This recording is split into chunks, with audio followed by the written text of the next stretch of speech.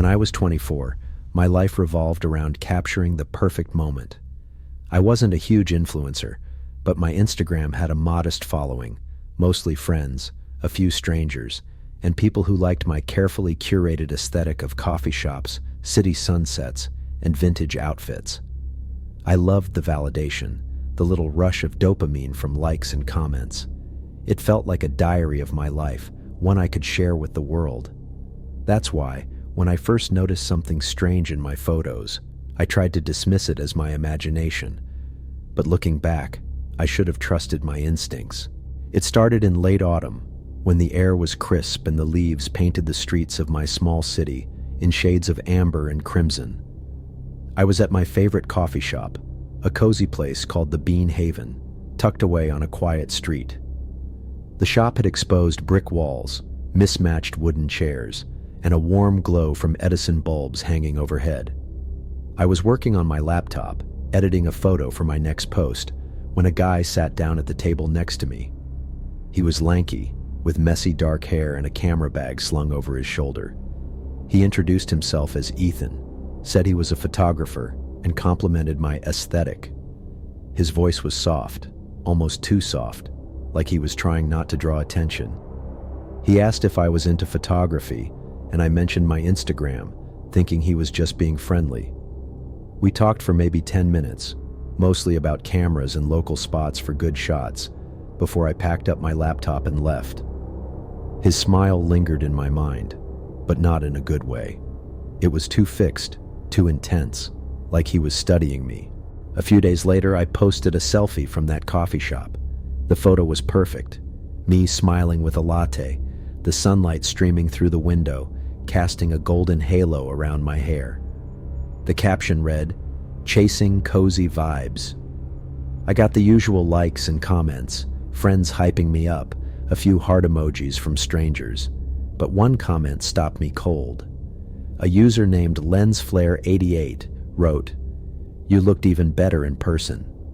My stomach twisted. The username didn't ring a bell, and the profile was private, with a generic photo of a camera lens as the avatar. I tried to convince myself it was a coincidence. Maybe someone else was at the coffee shop that day. But deep down, I knew it was him. Ethan. I clicked through my followers, trying to see if I recognized the account, but nothing stood out. I didn't want to overreact, so I left the comment there and told myself to forget it. But over the next week, I couldn't stop noticing things in my photos. I posted a picture from a local bookstore, holding a worn copy of Rebecca. In the background, there was a blurry figure standing between the shelves, their head tilted toward me. The image was too grainy to make out details, but the posture felt deliberate. Another photo, taken at a park near my apartment, showed a shadow stretching across the grass. It didn't match the trees or the people nearby. It was too tall, too thin. I zoomed in, my heart racing, but the more I looked, the less sure I was. Was I imagining things? I told myself I was being paranoid, but the unease clung to me like damp clothes. Then came another comment from LensFlare88. I'd posted a photo of myself in a blue dress, standing outside a local bakery with a croissant in hand. The comment read, "That blue dress looks great. Saw you wearing it yesterday." My breath caught in my throat. I hadn't posted where I was that day, and the photo was taken in the morning, hours before I uploaded it. Whoever this was, they'd seen me in person. I scrolled through my posts, double-checking the privacy settings, but everything was public. I'd always been careful not to share my exact location, but I realized how much I'd revealed over time. My favorite coffee shop, the park I jogged in, the bookstore I visited every weekend. My life was an open book, and someone was reading it too closely. I stopped posting for a few days, hoping the comments would stop. But the silence only made me more anxious. I kept checking my phone, expecting another message, another sign that I was being watched. Then, one evening, I got a DM from LensFlare88. The message read, "Why'd you stop sharing? I miss seeing you." Attached was a photo, A grainy, poorly lit shot of me walking down my street, my head down as I checked my phone. The angle suggested it was taken from across the street, maybe from a car. My hands shook as I blocked the account and set my profile to private. I called my best friend Sarah and told her everything, my voice trembling. She was furious, insisting I go to the police, but what could I say? Someone was commenting on my Instagram. It felt like nothing, but it was everything. That night, I couldn't sleep. My apartment, a small one-bedroom with creaky wooden floors and thin walls, felt like a cage. I checked every window, making sure the locks were secure, and drew the curtains tight. The streetlights outside cast long shadows across my living room, and every creak of the building made me jump. Around 2 a.m., my phone buzzed. It wasn't a notification. It was an email from an unknown address, no subject line. My heart pounded as I opened it. Inside was a single photo. Me, asleep in my bed, my face illuminated by the faint glow of my phone. The angle was from above, as if someone had been standing at the foot of my bed. I screamed, dropped my phone, and ran to check every door and window. Everything was locked, just as I'd left it. No signs of a break-in, no footprints, nothing out of place. But that photo, it was real. I called 911, sobbing, barely able to explain what had happened. 2 officers arrived within 20 minutes, their flashlights sweeping across my apartment. They checked every corner, every closet, even the tiny balcony outside my bedroom. Nothing. No signs of forced entry, no fingerprints, no trace of anyone. They took my phone to analyze the email and suggested I stay somewhere else for a few days. I packed a bag and went to Sarah's place, my mind racing. How had someone gotten into my apartment? How had they taken that photo without waking me? I barely slept that night, curled up on Sarah's couch, jumping at every sound. The next day, the police called. They'd traced the email to a computer at a public library 2 miles from my apartment, but there was no security footage of who used it. They suggested I delete my social media accounts entirely, which felt like cutting off a piece of myself. Instagram was my creative outlet, my way of connecting with the world. But I did it. I deactivated my account, scrubbed every trace of myself from the internet, and hoped it would be enough. For a week, things were quiet. I stayed at Sarah's, avoiding my apartment, trying to rebuild a sense of normalcy. I started to think it was over. Then, one night, Sarah convinced me to go out. We went to a bar downtown, a lively place with neon lights and loud music. I let her take a photo of us, laughing over cocktails, and she posted it to her Instagram. I didn't think anything of it. Her account was private, and she only had a few hundred followers. But when I looked at the photo later, my blood ran cold. In the background, barely noticeable among the crowd, was Ethan. He was sitting at the bar, his eyes locked on the camera, a faint smile curling his lips.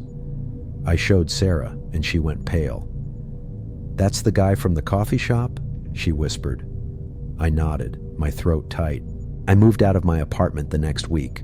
I couldn't stay there knowing he'd been inside, knowing he'd stood over my bed. I changed my phone number, dyed my hair from blonde to dark brown, and even started using a different name at coffee shops. I thought I'd covered my tracks. But 2 months later, I got a text from an unknown number. It was just one word: beautiful. I blocked it immediately, but another came the next night. Then another. Each time, a different number, always the same word. I went back to the police, but they said there was little they could do without a clear suspect. They suggested I get a restraining order, but I didn't even know Ethan's last name. I don't post online anymore. I don't take photos, don't share my life. My new apartment is in a different city, with a deadbolt and a security system that I check obsessively. But sometimes, when I'm alone at night, I feel it. That prickling sensation on the back of my neck, like someone's watching. I'll glance at my phone, half expecting another text, another photo. I don't know how he's still finding me, or if he ever will. But every shadow, every unfamiliar face in a crowd, feels like it could be him. and I'm terrified that one day I'll look up and see that smile again, closer than I think.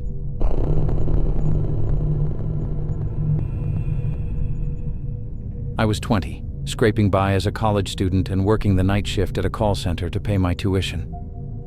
The job was mind-numbingly dull, fielding complaints for a cable company, dealing with irate customers yelling about their bills or spotty service.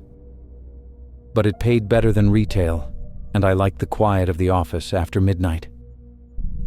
The building was an old, sprawling complex on the edge of town, with flickering fluorescent lights and a faint smell of stale coffee that clung to everything.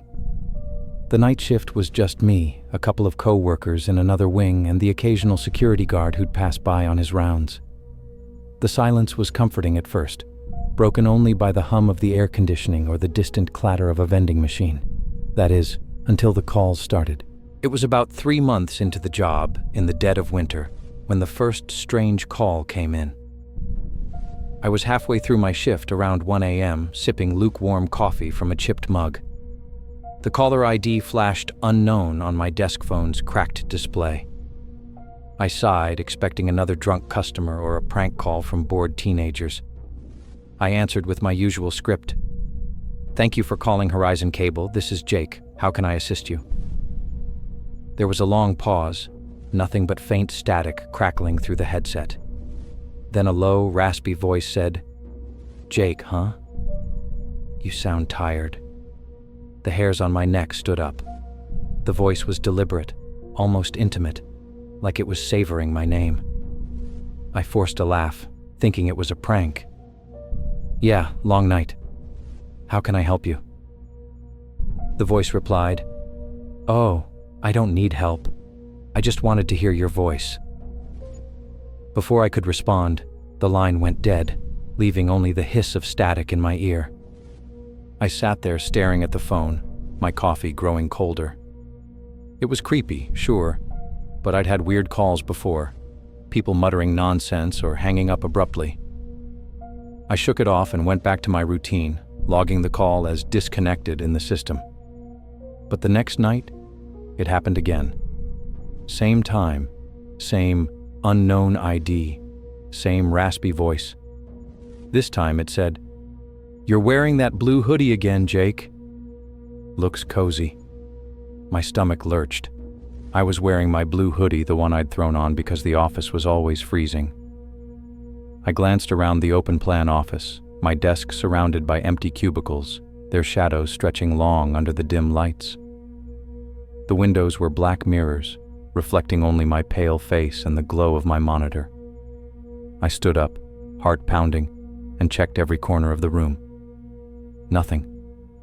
Just the hum of the air conditioning and the faint buzz of a dying fluorescent bulb. I peered out the window into the parking lot, empty except for my beat-up Honda and a few other cars under the flickering streetlights. I told my supervisor, Mike, when he came in for the morning shift. He was a gruff guy in his 50s, more interested in his cigarettes than my complaints. "Probably just some creep messing with you," he said, barely looking up from his paperwork. "Log it and move on."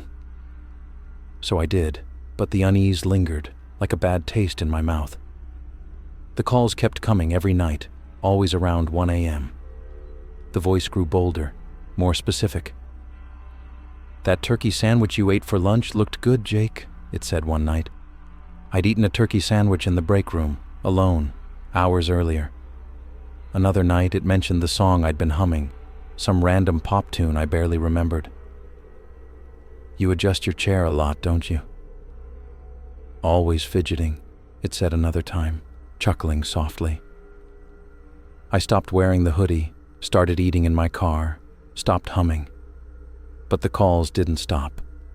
They followed me no matter what I did. I started changing my shifts, begging coworkers to swap so I could work earlier hours. But the calls adjusted, always finding me at the quietest part of my shift, when I was most alone. One night, the voice said something that made my blood run cold. "You shouldn't leave your car unlocked, Jake. Someone could get in." I froze, my headset suddenly feeling like a vice around my skull. After my shift, I sprinted to the parking lot. my breath fogging in the icy air. My car was fine, doors locked, but as I scanned the lot, I swore I saw a shadow dart between two parked cars, too quick to be sure. I drove home with my hands gripping the wheel, checking my rearview mirror every few seconds, expecting to see headlights trailing me. I started recording the calls on my phone, holding it up to my headset, hoping to catch something useful. The voice never gave a name, never slipped up, but it got more personal. "You don't call your mom enough, Jake. She misses you," it said one night, the words cutting deeper than they should have.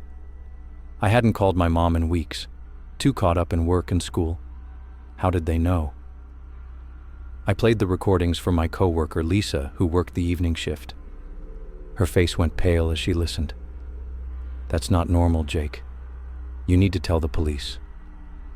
So I did. I brought the recordings to the station, sitting in a cramped office with a bored officer who barely glanced at me. He listened to a few clips, shrugged, and said, "No traceable number, no real threat. Not much we can do." He suggested I change my phone number and consider quitting the job. I couldn't afford to quit. Tuition wasn't cheap. But I got a new phone, hoping it would break the cycle. For a week, the calls stopped. The silence was almost worse, like waiting for a storm you know is coming. I started to relax, telling myself it was over.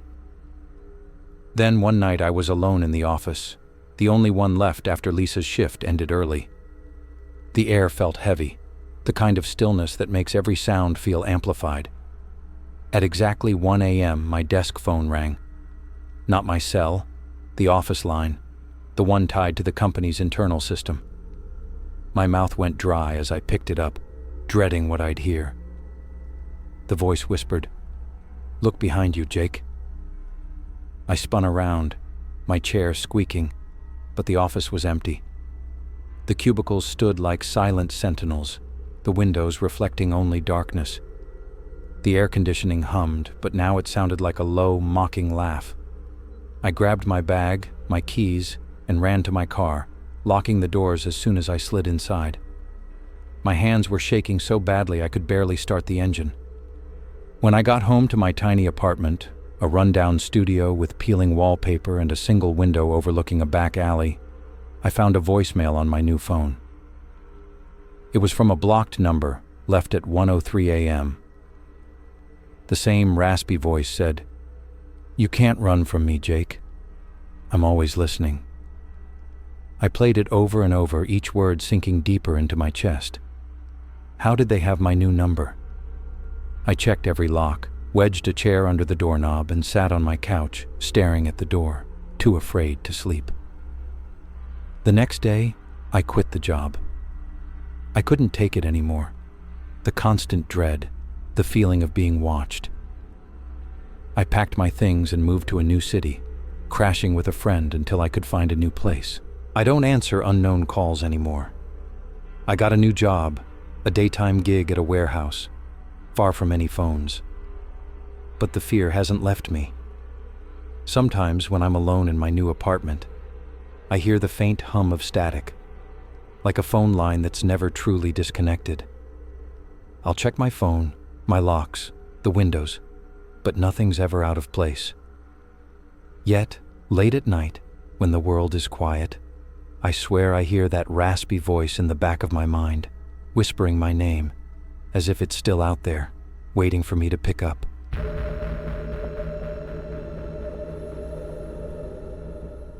At 27, moving to a new city felt like a chance to rewrite my story. I'd landed a marketing job that paid enough to afford a small but cozy apartment in a quiet, 6-story building on the edge of downtown. The place was old, with creaky hardwood floors, peeling wallpaper, and a faint musty smell that lingered in the hallways. But it was mine, and after years of roommates and shared spaces, that meant everything. The building had only a handful of tenants, mostly older folks who kept to themselves. The only person around my age was the guy across the hall, Paul. He was in his mid-30s, lanky, with thick glasses that magnified his eyes, making them seem unnaturally large. He'd nod and offer a shy smile when we passed in the narrow, dimly lit hallway, but he never said much. I pegged him as awkward, maybe a loner, and didn't think twice about him. That was my first mistake. The first few weeks were uneventful. I was busy settling into my job, decorating my apartment with thrift store finds, and exploring the city. But I started noticing little things that set my nerves on edge. My mailbox, tucked in the lobby's rusted metal grid, would sometimes have letters slightly out of place. Envelopes creased like someone had rifled through them. I told myself it was the mail carrier being careless, but the feeling of being watched crept in. One night, I glanced through my peephole before heading to bed, a habit from living in sketchier neighborhoods. I swore I saw a shadow shift outside my door, but when I flung it open, the hallway was empty, the fluorescent light flickering like a dying heartbeat. I laughed it off, blaming my overactive imagination and the stress of a new city. Then Paul started showing up more. One afternoon, he knocked on my door, holding a small package. "This was delivered to me by mistake," he said, his voice soft but oddly deliberate. The package was a book I'd ordered, still sealed, but I noticed his fingers lingered on the edge as he handed it over. His eyes darted to mine, then away, and he stood in my doorway a beat too long, like he was waiting for an invitation. "Thanks," I said, closing the door quickly. My skin prickled, but I brushed it off as paranoia. He was just being neighborly, right? After that, Paul got chatty. He'd catch me in the hallway, asking about my day, my job, even what I was cooking when the smell of garlic or spices wafted from my apartment. At first, it felt harmless, like he was just lonely and trying to make a friend. But then, he started dropping details he shouldn't know. "How's that new coworker Jessica treating you?" he asked one day, leaning against the wall as I fumbled with my keys. I froze. I'd mentioned Jessica in a phone call with my sister inside my apartment with the door closed. Another time, he said, "That Thai place you ordered from last night smells amazing." I hadn't told anyone I'd gotten takeout, and the delivery bag was tucked in my trash can, out of sight. My stomach twisted. Was he listening through the walls? The building was old, the walls thin enough to hear muffled conversations, but this felt too specific. I started keeping my curtains drawn, even during the day. My apartment, once a cozy haven, began to feel like a stage, every move scrutinized.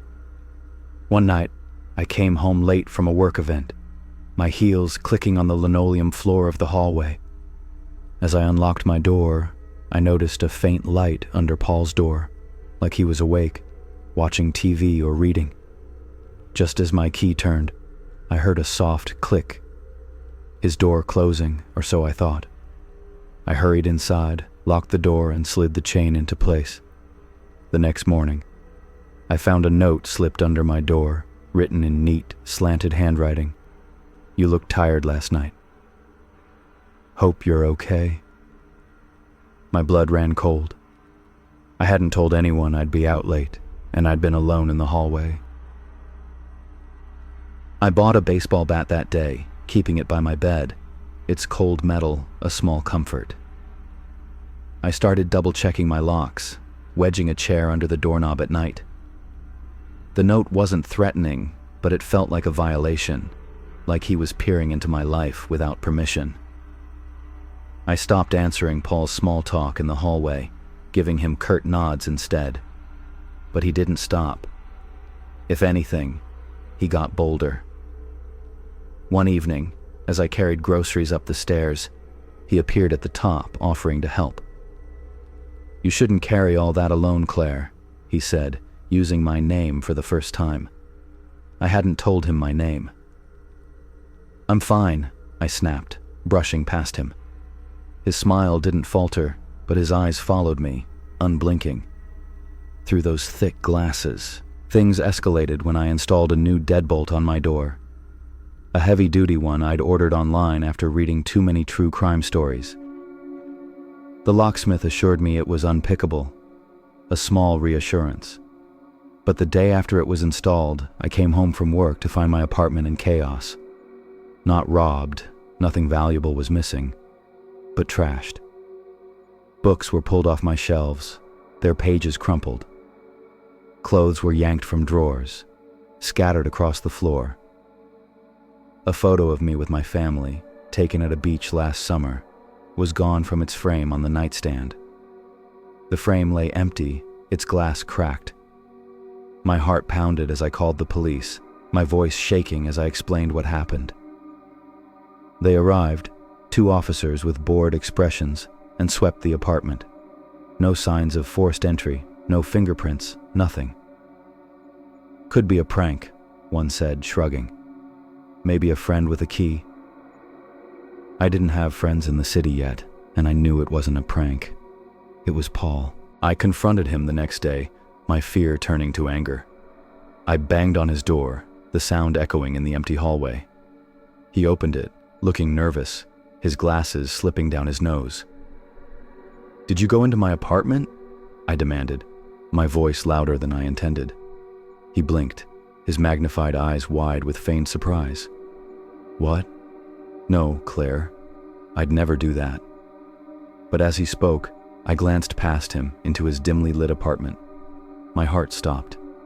There, pinned to the wall above his couch, was my missing family photo, surrounded by dozens of others, all of me.